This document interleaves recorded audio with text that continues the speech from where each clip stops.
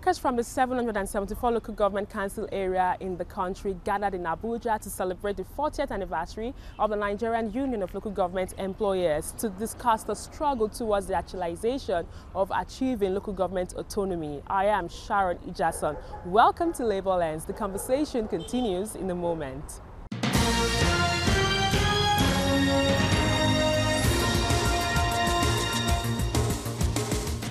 The organized labour movement has endorsed the All Progressive Congress governorship candidate in Lagos, Babajide Sanwo-Olu.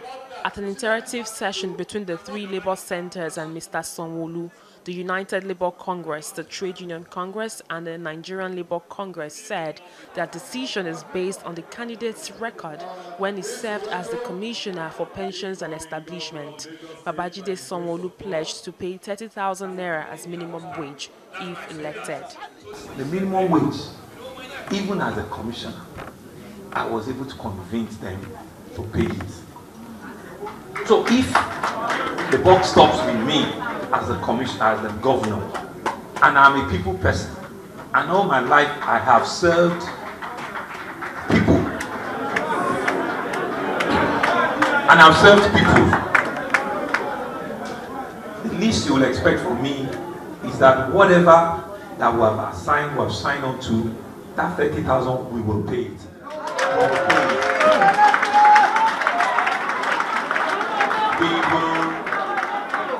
We will, and I know where the conversation started from. I know the figure that it started from. But, you know, we cannot begin to shave one's head in his absence. We don't know the full financial position of the state as we speak because we are not there. But the minimum commitment we can give you is that that minimum wage, you will earn it. If we now get there and we look at our numbers and we can build a bigger cake, if we can build a bigger cake, then we'll have bigger knife to begin to look at the cake and we'll be able to cut the cake bigger and better. When we are talking of welfareism in Lagos, when he was commissioner, he tried his possible best as a commissioner. He lobbied within the government. Now that he's going to be in charge, he's the first person to implement. Lagos happens to be the first state that implement 18,000 naira minimum wage we are talking about now, that is about to be elapsed. So this is the same person when he was commissioner because he has direct interaction with us. He has passion for us. We were not at the State Executive Council when he was lobbying for us. And he ensured that the thing has to scale through. And we are the first to receive in Lagos. And we believe in his ability that he can turn things around again.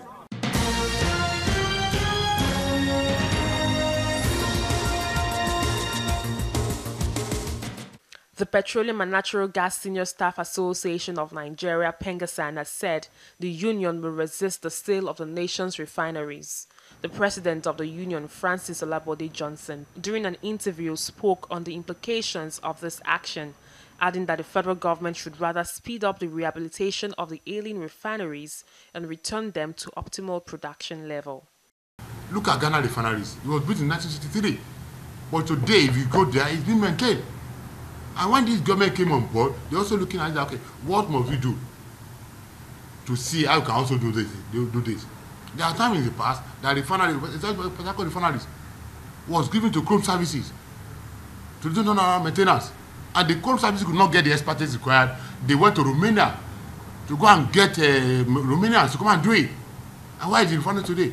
Kaduna Refinery, during the Abacha government, was given to Total. They decoupled it. Do it, couple it back. They couldn't. It is same NNPC staff. Quote me. That they put it to use and it's working. The challenges of those refineries, apart from the issue of pipeline vandalization. And I also want to tell government that every effort that they are doing to also make sure the Niger Delta guys are also being taken care of to reduce restfulness and security of the pipeline. It's only in Nigeria that you see Nigerians breaking the pipelines and everything. And because of the poverty mentality and everything. And so these are things that have been done in the past, and this government is also doing, and every government must continue to look at it that these are things we need to address.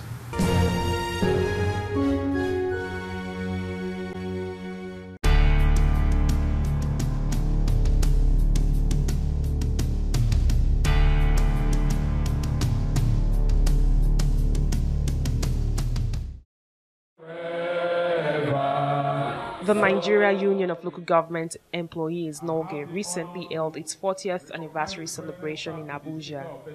The event was well attended by NOLGE members from the 774 local government areas of the country. The theme of the anniversary celebration was tagged Local Government Yesterday, Today and Tomorrow, our struggle towards actualization of local government autonomy in Nigeria. It was deduced at the event that the local government is not allowed to function optimally. Naturally, as a union, we have in the last 40 years been engaged in a long and sustained struggle for enduring improvement in the living and working condition of workers who live and work at the grassroots level of our society. Most of our workers live among the rural populace and hence among some of the most disadvantaged and vulnerable segment of our country. Oftentimes, our members bear the full brunt of the gross underdevelopment of our nation, marked by inadequate access to potable water, decent housing, quality education, healthcare, good roads, etc., etc. Despite the problems, effort made centrally at the national level to address the issues of underdevelopment at the grassroots level have been consistently subverted by some state government and their agents. When a state or the people who run a state are not able to proceed, Professor Toyi Olurede, while delivering a lecture, called local government workers' attention to the lack of interest of candidates seeking political offices in the third tier of government. We insist that the task of rescuing the local governments from their current state has to be an integral part of the task of rescuing Nigeria and its people from class exploitation. The task of restoring the ownership of Nigeria to the working people. Solidarity at all levels of the movement, from the local to federal, of the labor movement as opposed to the trade union movement, includes organized trade unions, farmers, traders, artisans, students, and the unemployed, and so on. And this integral response is going to be important for the restoration of the ownership of our country to our people. From NOLGE, a round of applause for him. Awards were given to 9 state governors and speakers who signed the local government autonomy bill into law in their states. The states are Benue, Kwara, Bauchi, Bayelsa, Plateau, Sokoto, Niger, Ogun, and Cross River. The council workers urged other state House of Assembly not to delay passage of the local government autonomy bill to enhance good governance and trickle-down development to the grassroots.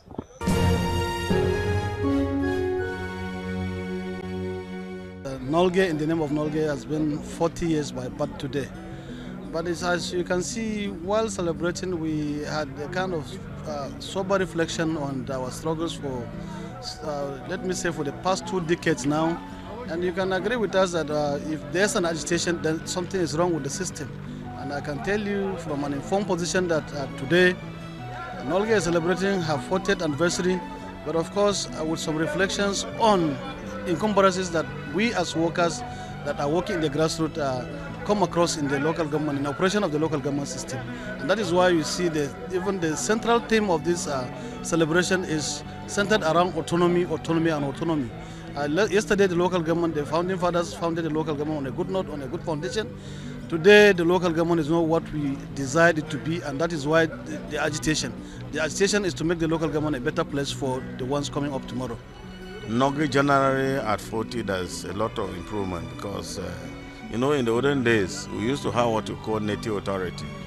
And we have moved from native authority to local government now. And administratively, there's an improvement. But just like you have mentioned, the major issue we have is the issue of autonomy. Because when local government picks up, you know, in 1990, 91, 92, and of course, early 80s. You know, the situation was better. It was better because council were assessing money of their own, and they were spending money the way they want to spend their own money. But the problem we have now is that where the whole local government is not completely autonomous. The House of Assembly make laws for the good runnings of the local government. Does not go well. A child that is 40 years or a man of 40 years is no longer a child, because a fool at 40 is a fool forever. Local government councils, as we are saying, is now 40 years old.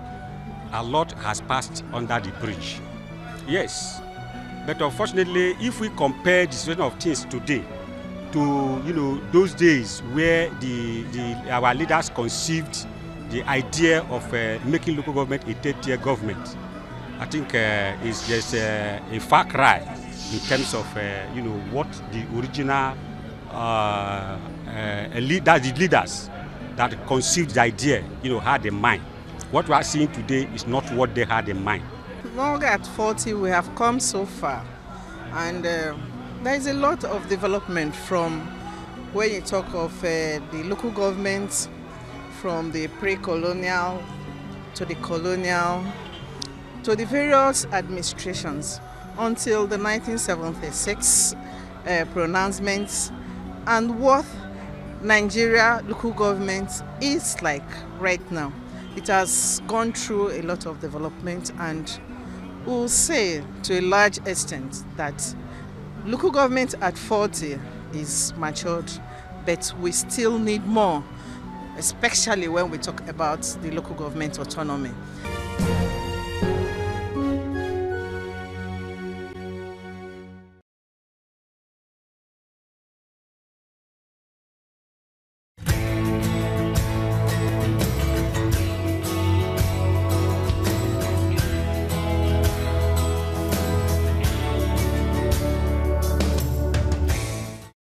On the profile interview segment this week, I will be speaking with Honorable Abdullahi Gumel, the Chairman, Senate Committee on State and Local Government. He spoke convincingly on how the 8th Assembly plans to ensure that local government is financially free.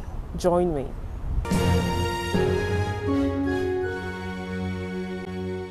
Good to have you on the program. Thank you very much. A lot has been happening as regards the struggle to achieve a local government autonomy. Yes. As the Chairman, Senate Committee on State and Local Government, can you tell us what has been the challenge in ensuring that local government is autonomous?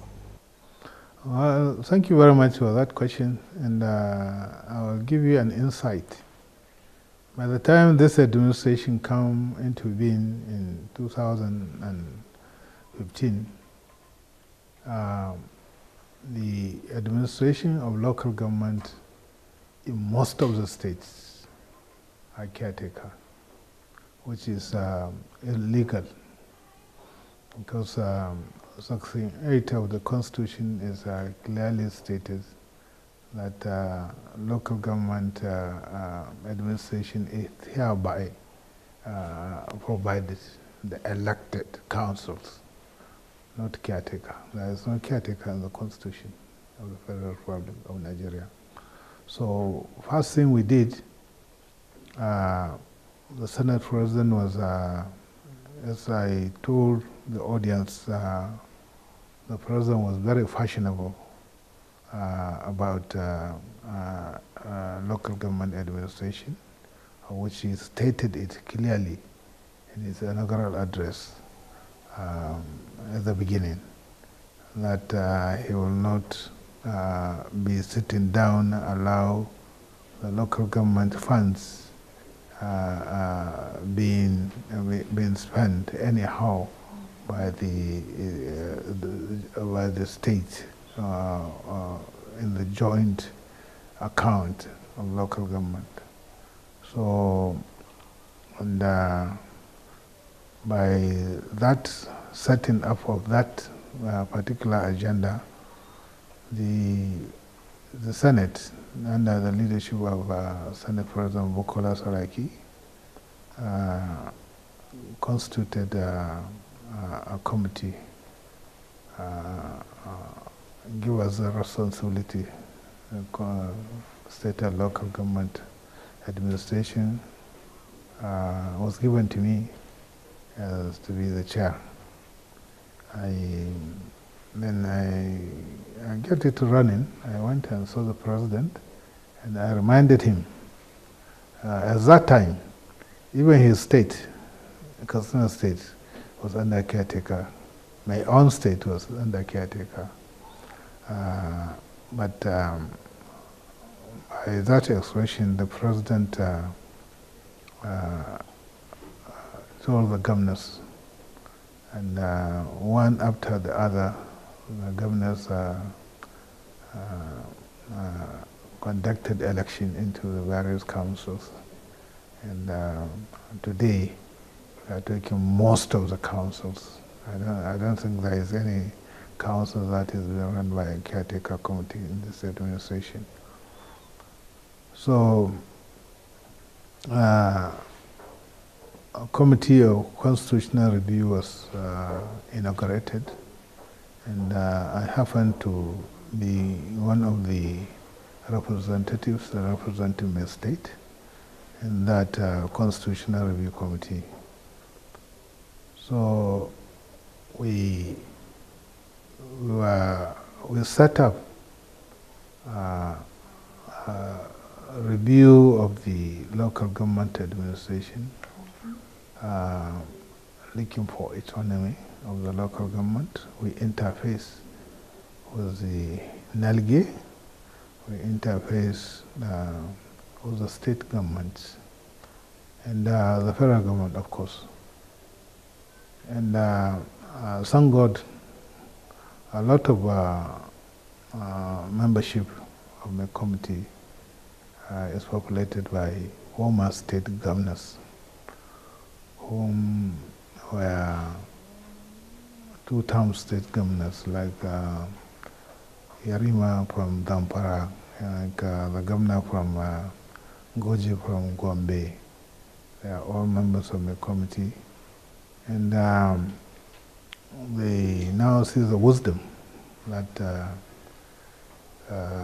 if we are to give the local governments, the grassroots people, dividend of democracy, we have to remove local government administration from the clutches of the state governments.